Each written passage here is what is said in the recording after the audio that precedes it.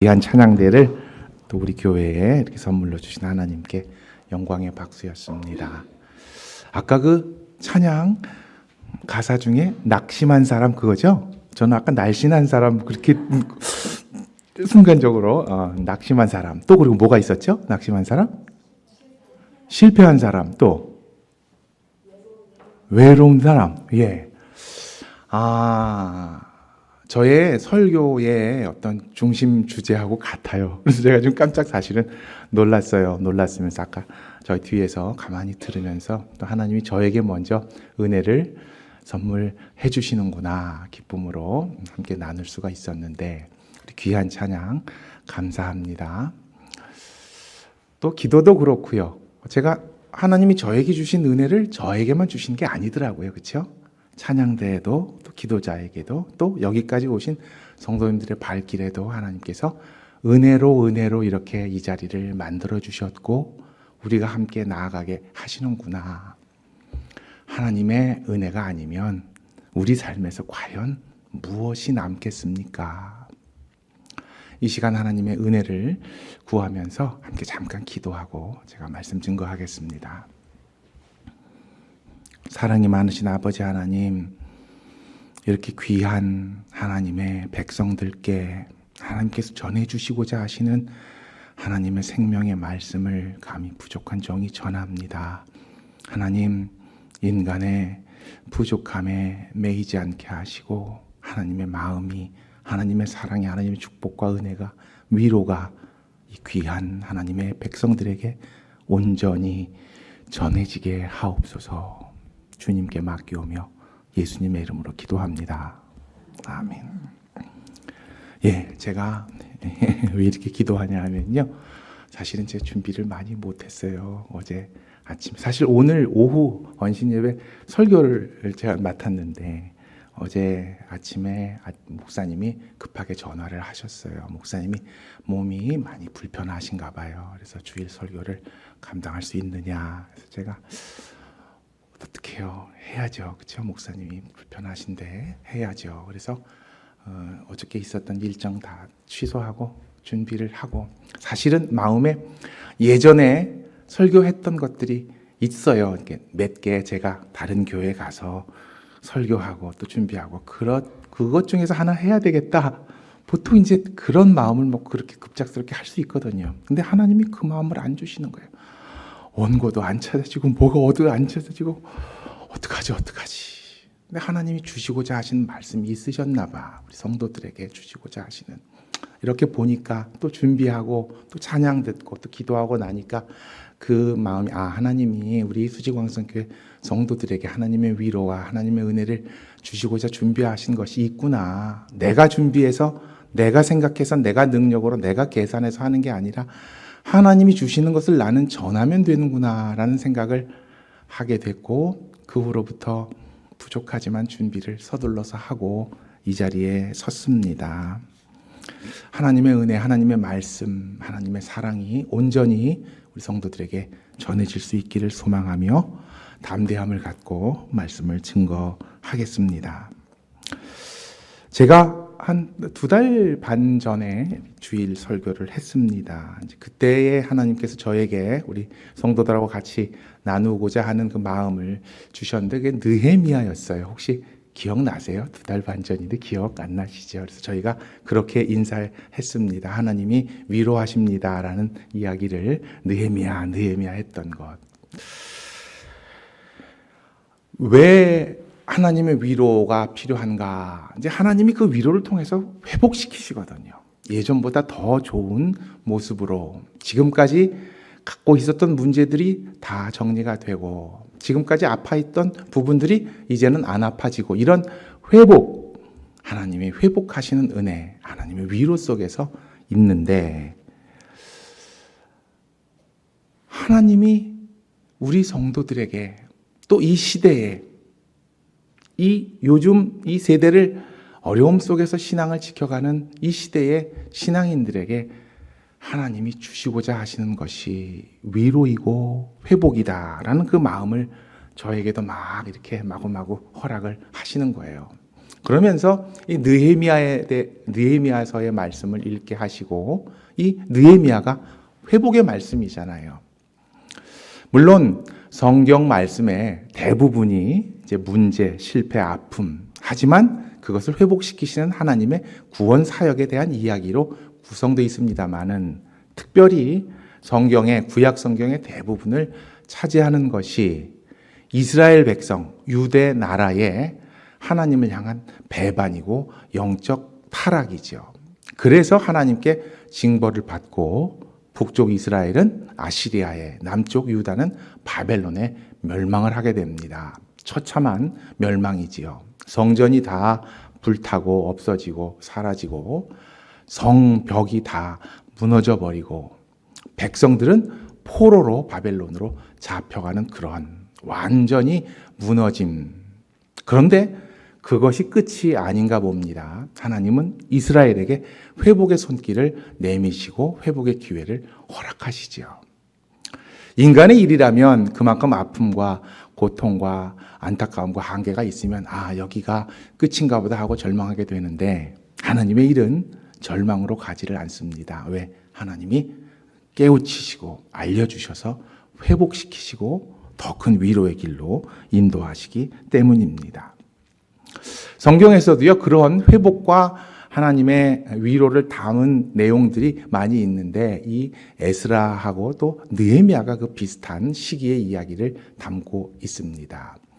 에스라서에는 스룹바벨이라는 그 신앙의 지도자가 이제 나와서 이스라엘 사람들이 바벨론에서부터 포로로 귀환을 하고 성전을 짓고요.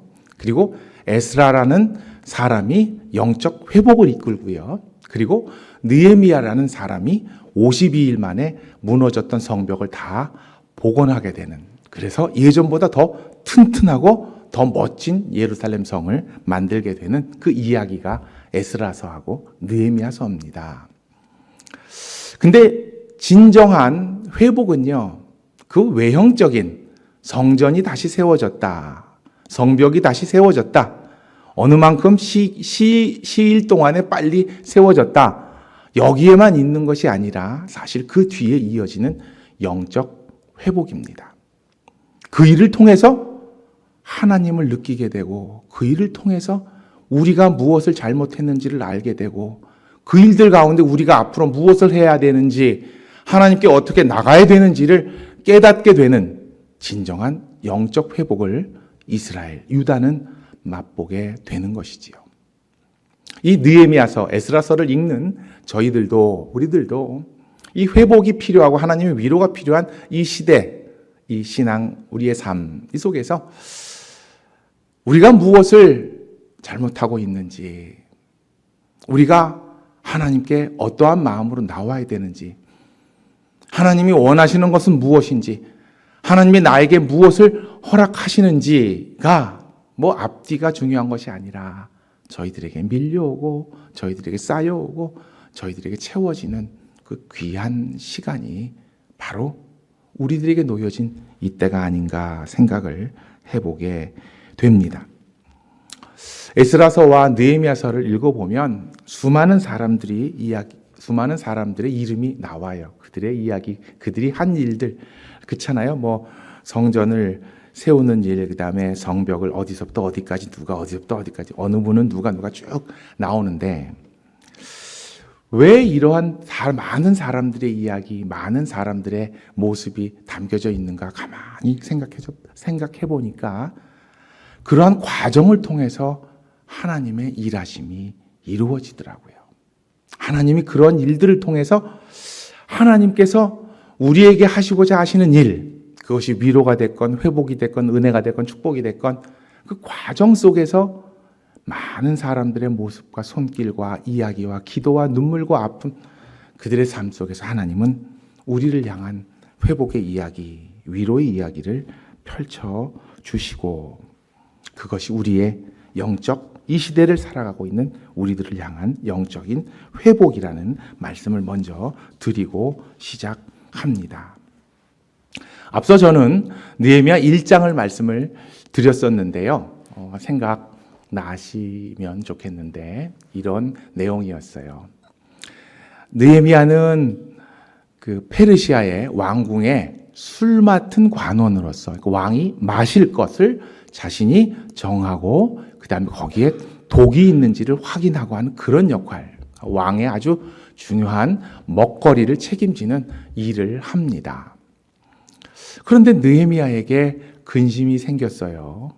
자기의 믿음의 본향인 예루살렘에 성벽이 다 허물어져서 사람들의 놀림거리가 되고 이스라엘 민족이, 더 나아가서 이스라엘 민족이 주인이신 하나님의 영광이 가리워진다는 것을 알고는 근심 걱정을 하지요. 그런데 그 근심이, 걱정이 헛것이 아니라 이제 앞으로 펼쳐질 하나님의 위로와 하나님의 회복의 시작점이 된다는 것이 느헤미야 1장에 나오는 핵심의 이야기입니다. 나는 근심하고, 나는 염려하고, 나는 걱정했지만 하나님은 오히려 나의 근심과 염려와 걱정을 바꾸셔서 기도하게 하시고 그것으로 말미암아 회복의 길을 열어가시는 하나님의 과정, 하나님의 섭리, 그것을 저는 이렇게 표현하고 싶습니다. 하나님의 손길. 저의 이야기가 아니라 오늘 성경에 나오는 느헤미야가 이야기하는 단어입니다. 하나님의 손길. 오늘 저는 2장의 말씀을 묵상했습니다. 자, 이제 그 느헤미야에게 하나님은 어떻게 마음을 주시고 어떤 일을 하게 하실까요? 그래요. 아까 걱정, 염려, 근심 그런 이야기를 제가 꺼냈는데 믿는 사람이 걱정하면 안 되나요? 어떻게 생각하세요? 염려하면 안 되나요? 믿는 사람은 염려가 없어야 되나요? 우리가 하나님의 일을 하는 거니까, 하나님의 일은 얼마나 귀하고 아름답고 소중하고 중요한 일입니까? 그러면 여기에는 근심, 걱정, 염려 아무것도 없나요? 뭐 어떤 노래 가사처럼 근심을 덜어놓고 다 함께 차차차, 이게 하나님의 일인가요? 그렇지 않다는 것을 저는 이 말씀을 읽으면서 알게 됐어요. 물론 우리가 돈을 걱정하고 나의 건강을 걱정하고 관계를 걱정하고 자녀를 걱정하고 당연히 걱정하게 되지요. 근데 그것만 나의 마음속에 있고 걱정하며 산다면 그거는 신앙인이 아닐 거예요. 그렇죠? 하나님의 인도하시면 못 믿는 거죠. 그런데 그 걱정이 아니라 내가 하나님을 바르게 믿고 있는가? 내가 혹시 하나님의 말씀에서 벗어나 있지는 않는가? 우리 교회가 하나님을 잘 섬기고 있는가? 저는 목회자로서 하나님의 말씀을 잘 준비하고 전하고 있는가? 이거는 걱정해야 되는 거예요. 걱정 없이 그냥 다 좋구나, 다 잘 될 거야. 이게 아니더라고요. 믿음에는 걱정이 필요한데 거룩한 걱정, 거룩한 염려인 거죠. 우리를 하나님 앞으로 바르게 이끌 걱정과 염려, 돈, 몸, 걱정, 자식, 미래 이런 거에 대한 염려가 아니라 하나님의 교회를 생각하면서 하나님의 예배를 생각하면서 하나님의 나라를 생각하면서 그것을 마음에 두고 기도하는 마음의 자세. 뭐 세상에서는 걱정과 비슷하게 표현할 수 있지만 그것은 세상의 걱정이 아니라 하나님께서 우리에게 주신 아름다운 신앙의 마음임을 이 시간 먼저 말씀을 드리고 싶습니다. 자, 그런 걱정이라고 이제 표현을 안 할게요. 믿음의 마음, 걱정과 비슷해요. 믿음의 마음을 하나님이 느헤미야에게 갖게 하신 다음에 이제 느헤미야에게 어떻게 하시냐 하면 하시는 이야기들이 2장에 쭉 펼쳐지는데 아까 읽었던 본문의 앞절 쭉 살펴보면 이런 이야기예요. 느헤미야가 왕의 마실 것을 책임지는 관원이기 때문에 이제 왕 앞에 서서 항상 마실 것을 따릅니다. 물도 따르고 술도 따르고 과일 주스도 따르게 되는 거지요. 그런데 느헤미야의 표정이 굉장히 어두운 거예요. 근심이 있는 거예요. 어떤 근심인지 저희는 다 알지요. 예, 하나님 나라에 이스라엘에 대한 걱정. 이스라엘 성벽이 다 허물어져서 사람들의 손가락질을 받고 놀림거리가 되고 하나님의 영광이 가리워지는 것 때문에 걱정인 거예요. 그런데 왕의 관원이라 그러면 그런 걱정을 왕 앞에서 표현하면 됩니까? 안 됩니까? 안 되지요. 왕을 근심케 했다가는 이 관원의 목숨이 왔다 갔다 하는 그런 결과일 것입니다. 그런데 느헤미야는 그것을 감추지를 못했습니다. 왕 앞에서 근심 걱정을 했나 봐요. 얼굴에 나타났는지 아니면 한숨이 나왔는지 아니면 눈물을 흘렸는지 왕이 그것을 눈치챕니다. 그리고 왕만이 아니라 왕후도 왕비도 그것을 알아챌 정도니 과하게 나왔나 봐요. 이제 왕이 이야기를 합니다. 느헤미야야, 왜 그러느냐? 무슨 걱정 때문에 그러느냐? 눈물을 한없이 흘립니다. 그리고 왕에게 이야기를 합니다. 왕이시여, 사실 이런 문제가 있습니다. 나의 본향인 이스라엘, 수도인 예루살렘의 성벽이 다 무너져서 사람들이 놀리고 하나님을, 영광을 가리우는 일들이 지금 너무 많이 펼쳐져 있습니다. 가슴 아픕니다. 라는 이야기를 2장 3절부터 9절까지 쫙 이야기를 하는 거예요. 세상의 관점에서 보면 왕의 관원이 그렇게 얘기했다는 것은 죽을 일입니다. 그런데 하나님의 일이다 보니까 느헤미야가 하는 근심 걱정 일인 것 같았는데도 왕이 다르게 듣는 거예요. 아, 그렇구나. 마음 아프구나. 내가 어떻게 도와주면 되겠느냐.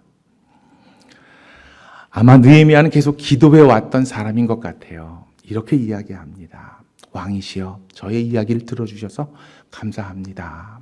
제가 가서 그 성벽을 다시 쌓고 싶습니다. 허락하여 주시고, 더 나가서 얘기해요. 왕의 군대도 말도 저에게 빌려주세요. 그게 나올 수 있는 말이 아니잖아요. 너 어디서 신앙의 용기죠. 인간의 욕심을 가진 표현, 말이 아니고 하나님의 손이 나의 마음과 나의 입을 움직여서 말하게 하는 그 대화를 느헤미야는 왕에게 합니다. 왕이 그래, 갔다 와. 그리고 왕비가 옆에서 거들어요. 다시 오겠다고 약속만 하면 다 내어줄게요. 얼마나 멋진 모습입니까? 세상의 한계와 세상의 문제를 극복해서 그 왕에게서부터 군인을 얻고 말을 얻고 그리고 당당하게 성벽을 다시 재건하러 가는 느헤미야의 발걸음이 그 2장 앞부분에 나오고요. 그리고 이제 이어져요. 아까 읽었던 본문의 말씀으로 계속 나가게 되는데, 저는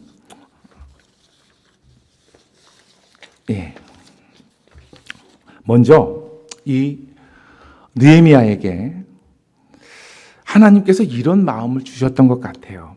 사람의 때를 기다리는 간절함과 그리고 그 때를 준비하면서 기도하는 마음을 주셨던 것 같아요. 아까 권사님 기도에도 그런 비슷한 얘기가 있었던 것 같아요. 그렇죠? 하나님의 때. 느헤미야가요, 왕의 음식을 준비하면서 그것을 왕에게 나누어 드리면서 항상 생각했던 것 같아요. 하나님께서 나에게 주신 이 사명, 그것이 언제 이루어지겠는가? 근심으로 끝나지 않고 반드시 그것을 이루실 텐데 그때가 언제가 되려나 간절히 기도하면서 마음에 먹고 그렇게 살았던 거예요. 그러니 그것이 고민처럼 그렇게 얼굴에 나타나고, 그 생각을 하면 밥을 먹는 것 같지도 않고 일을 하는 것 같지도 않고, 아마 그런 모습으로 느헤미야가 왕의 일을 한 거죠. 사실은 이게 세상에서 볼 때는 좋은 모습이 아니라고 말할 수 있지만 하나님 나라의 관점에서는 굉장히 필요하다는 이야기를 먼저 우리 성도들에게 드리고 싶은데, 이런 이야기예요. 교회에 어려움이 있으면 같이 고민하시자고요. 같이 기도하시자고요.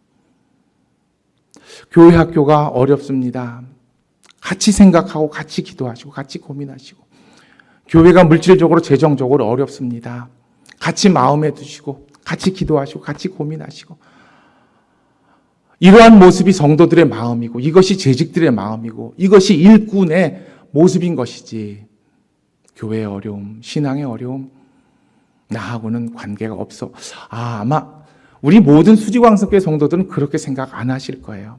걱정하시고 기도하시고 마음 아파하시고. 그런데 이제 제가 설교를 드릴 중심은 이런 얘기예요. 아까 그 제목 좀 화면에 좀 띄워주시겠어요? 사람의 입이냐 하나님의 손이냐인데, 우리의 걱정과 우리의 생각과 우리의 안타까움이 말로, 사람의 생각으로, 사람의 불평으로, 사람의 두려움으로, 근심으로 나타나는 것이 아니라 오히려 나의 마음을 움직이시고 나의 입을 움직이시고 나의 생각을 바꿔주시는 하나님의 손길에 맞닿아 있어야 된다는 것입니다. 굉장히 어려운 이야기지만 중요한 이야기입니다. 근심을 해요. 걱정을 해요. 염려를 해요. 사람들이 다 느끼도록 그렇게 해요. 근데 그것이 우리가 걱정하고 우리가 불평하고 우리가 한탄하고 우리가 포기하는 그런 인간의 수준의 문제가 아니라, 그렇기 때문에 내가 기도하고 그렇기 때문에 하나님께서 일하시는 역사가 거기에서부터 시작된다면 수지광성교회를 위한 여러분의 기도, 여러분의 마음은 정말로 소중한 이 교회를 향한 회복과 위로의 하나님의 일의 시작이라는 것을 같이 나누고 싶습니다. 두 번째로는요, 이제 그 마음을 먹고 근심 걱정하면서 기도하면서 느헤미야가 무슨 일을 했냐 하면요, 오늘 성경에 12절부터 16절까지에 나오는 말씀인데요. 아까 그 본문 말씀이 조금 앞이에요. 12절부터는 이런 이야기가 나와요. 느헤미야가 자기가 앞으로 해야 될 일을 생각하면서 성벽을 걸어갑니다. 걸어가요. 근데 그것도 낮이 아니라 밤에. 많은 사람들이 호위해서 요란하게 시끌벅적하게 가는 게 아니라 조용히 갑니다. 아무도 모르게 조용히. 가다 보니까 무너진 돌뿌리가 발에 걸리고 넘어진 나무가 발에 채이고 말이 지나갈 수 없을 정도의 무너진 길을 성벽이라고 말할 수도 없을 정도의 그 상황을 느끼게 되는 거지요. 가슴 아픕니다. 마음이 아픕니다. 힘듭니다. 그래도 참고 쭉 돌아보고 나서 사람들에게 이야기를 합니다. 그 아픈 마음을 부여잡고 성토 곳곳을 돌아보면서 아마 느헤미야는 하나님께 물었을 거예요. 왜 이렇게 되었습니까? 우리가 어떤 잘못을 하였습니까? 조상들은 무엇을 몰랐으며 왜 그 잘못을 하였으며 우리 개개인들이 무엇을 지키지 못하고 있었습니까? 하나님, 그래서 하나님의 성이 이렇게 무너져 있는 것입니까? 저는 이 장면을 읽고 이런 생각을 했습니다. 수없이 많은 사람들이 그 성토를 밟았을 것이고 무너진 것을 봤을 것이고 무너진 것에 발 걸려 넘어져 보았을 것이고, 그것 때문에 불평도 했고 그것 때문에 낙심도 했고 그것 때문에 원망도 했고, 조상을 향해서, 같이 있는 사람들을 향해서, 지도자들을 향해서, 주변 사람들을 향해서 서로 손가락질도 했을 것입니다. 하지만 아무도 이 성벽이 다시 회복되어져서 예전보다 더 크고 아름다운 벽이 되리라, 그것도 몇 년이 아니라 52일 만에 그것이 다 이루어지리라, 아무도 생각하지 못하고 그런 이야기를 하지도 않았고 그것에 대해서 기도도 안 했을 것입니다. 그냥 탓하고 불안하고 불평했겠지요. 그런데 느헤미야는 달랐습니다. 아무 말 없이 그냥 조용히 그곳을 지나가면서 하나님께서 주시는 마음을 담았습니다. 하나님께서 주신 은혜를 담았습니다. 우리가 무엇을 해야 될 것인가? 내가 이제 무엇을 해야 될 것인가? 느헤미야는 하나님께 기도하였습니다. 만일 느헤미야와 같은 신앙인이 이 시대, 이 자리, 우리 수지광성교회에 있다면 얼마나 큰 하나님의 은혜입니까? 근데 여기 계시잖아요. 같이 마음 아파하고 같이 기도하고 같이 눈물 흘리고, 그리고 더 나아가서 느헤미야와 같은 마음이, 그리고 그것을 떠들고 그것을 이야기하고 사람들과 같이 어떤 삶의 유희의 도구로 사용하지 않는 느헤미야의 마음이 나의 마음이라면, 동사 목사로 섬기는 저의 마음이고, 재직으로 섬기는 여러분의 마음이고, 찬양대로 섬기는 여러분의 마음이고, 아름답게 지휘하시는 권사님의 마음이고, 반주하시는 보라 선생님의 마음이고, 여기까지 와서 예배하시는 성도들의 마음이라 그러면 얼마나 큰 하나님의 은혜가 거기에 있는 것입니까? 이제 그 은혜를 마음에 담고 느헤미야는 기도합니다. 오늘 아까 본문 15절과 16절 말씀을 같이 읽어보겠습니다. 15절 시작. 그 밤에 시내를 따라 올라가서 성벽을 살펴본 후에 돌아서 골짜기 문으로 들어와 돌아왔으나 방백들은 내가 어디 갔었으며 무엇을 하였는지 알지 못하였고, 나도 그 일을 유다 사람에게나 제사장들에게나 귀족들에게나 방백들 외에 일한 자들에게 알리지 아니하다가, 아무 말도 안 하고 자기에게 마음에 주시는 하나님의 은혜를 간직하다가 이제 17절 읽습니다. 시작. 후에 그들에게 이르기를 우리가 당한 곤경은 너희도 보고 있는 바라. 예루살렘이 황폐하고 성문이 불탔으니 자 예루살렘 성을 건축하여 다시 수치를 당하지 말자 하고, 자 여기 예루살렘 성이 불탔으니 다 무너졌으니 뭐 하자고요? 다시 건축하자. 다시 건축하자. 이 한마디. 많은 이야기, 많은 평가, 많은 생각들, 미래에 대한 많은 준비들, 그 이야기, 인간의 입, 인간의 목소리가 아니라 다시 건축합시다. 다시 일어섭시다. 한마디가 느헤미야의 입에서 나오는 이야기입니다. 우리 옆에 사람한테 한번 같이 좀 이야기했으면 좋겠어요. 느헤미야와 같은 마음으로 이렇게 해주세요. 다시 건축합시다. 시작. 또 옆에 분 다시 일어섭시다. 시작. 자, 한 번 더. 다시 회복합시다. 시작. 다른 이야기 필요 없어요. 이 이야기 하나. 다시 일어섭시다.